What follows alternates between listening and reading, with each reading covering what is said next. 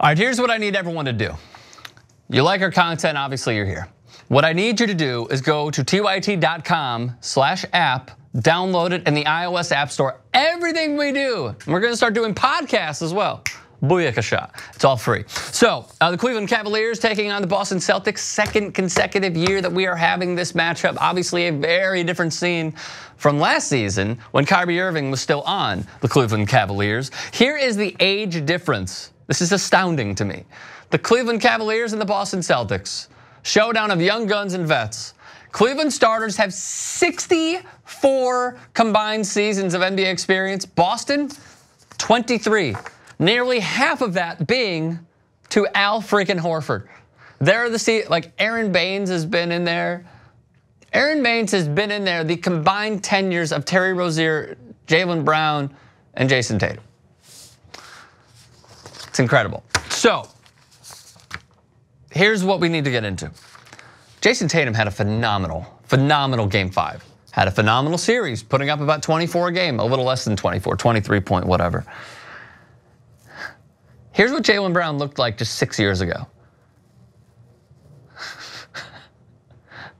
You wanna take a look at this? And here's what he tweeted. At King James, follow back. It's Larry Hughes' nephew from the STL shouty. And Abe and RJ, Lil Cuz, Justin's son, follow back, bitch. So, no word if he did or did not, but God, do I love that picture. All right, here we go. According to Elias, the Celtics are the first team in NBA history to reach the conference semis back-to-back seasons. Here's the key part. While returning only 4 players from one year to the next, Marcus Smart, Jaylen Brown, Al Horford, and Terry Rozier, that are advancing to the Eastern Conference Finals in consecutive seasons. First time doing so 5 straight times from 84 to 88. From 84 to 88. This is something that I found that I thought was pretty cool as well.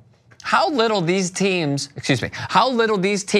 use these respective lineups that are thriving in the playoffs.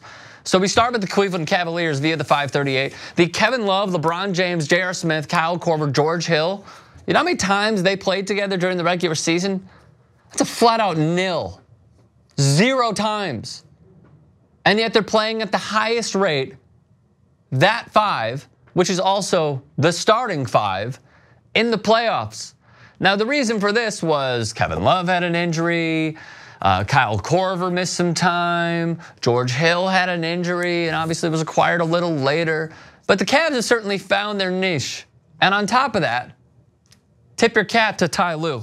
Because as much as we crap on every single coach that has had that title with LeBron James as their player, we tend to do that oftentimes. However, Ty Lue certainly found something. Conversely, with the in contrasting styles, the Boston Celtics, which are at the bottom, the Jaylen Brown, Al Horford, Marcus Morris, T. Roz, and Jayson Tatum lineup barely used during the regular season. So these coaches are tinkering here and there, and they're finding ways to win in ways that they did not do in the regular season, which also proves my point, which is stop comparing the regular season to the postseason. It's a completely different season. That's why it has a different name. On top of that, in last year's series, LeBron James averaged about 30 a game. 6 rebounds, 7 assists, really good. So now my question is, all right, if we're just going from a physicality standpoint, who would you put on LeBron James? How exactly do you limit LeBron James? Marcus Morris had some success, though it was limited, and here's what he's giving up. Roughly 15 pounds, and it's hard to believe that he's even the same somewhat size, if not taller, than LeBron James, considering their respective statures. Here's how he was in 2 games. Guarding LeBron, Morris gave up 12 points to LeBron James in 27 and a hook possessions. Only 8 players who guarded LeBron more than once this year gave up more points, and James shot 50% against Morris. LeBron stopper indeed. Here's another thing that we could stop. Stop calling somebody a LeBron stopper. It doesn't happen. Unless you want to go in there and shank LeBron in his ACL, he'll probably still play and put up 25 in a hook. I said this yesterday or 2 days ago. Calling somebody the LeBron stopper is like calling Ruben Patterson the Kobe stopper. It just doesn't happen. It never happens. We get infatuated with maybe one game where Kobe or LeBron shoot poorly against that respective player. Oh, we have found the answer. Oh, the Messiah Marcus. It doesn't happen like that. So then I'm looking at this. Marcus Smart, if he has to rotate on pick and rolls, sure. He can maybe get a little physical with LeBron, but LeBron will out-physical him, even if he tries to get under his skin, a la Fancy Pants Lance Stevenson. So Marcus Smart, as I see it, 6'4", 220. On top of that, and going further, Jayson Tatum, I think he should get some run just to learn from it. He's a rookie. Have him go up there. Not necessarily in the isolation.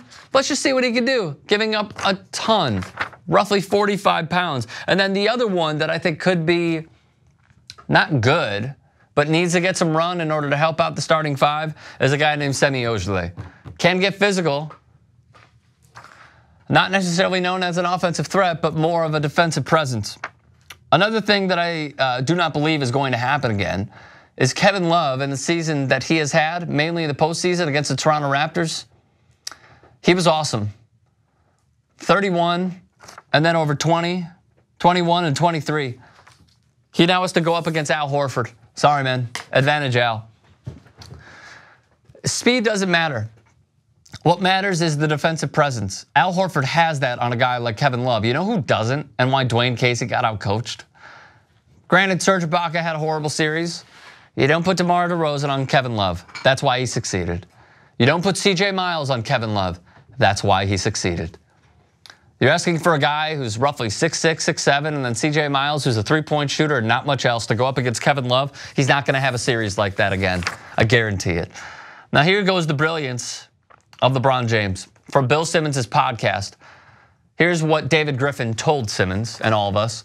There's literally nothing you can show him that he can't do. There's no play you'll run against him he can't name, and then go out there and teach your players how to do it better than anyone else. I was in the gym when I watched him on the floor against Toronto, and he told Patrick Patterson where he was supposed to go on the play. They'd called out of a timeout in the fourth quarter. He was like, "No, Pat, you're supposed to stand over there and set a pin down for DeMar." That's how amazing he is. I have the Cavaliers, as I predicted before the playoffs even started. Cavaliers and Warriors. I think we're going to have it again, though I do believe that some of these, the Boston Celtics will outshoot. Not outstop, but outshoot the Cleveland Cavaliers. And I think that it will go 6 games. And the Celtics will learn from it, but we're going to see Mountain LeBron once again in the NBA Finals. Still to come, 2 potential trades that could change the NBA landscape. See you in a bit.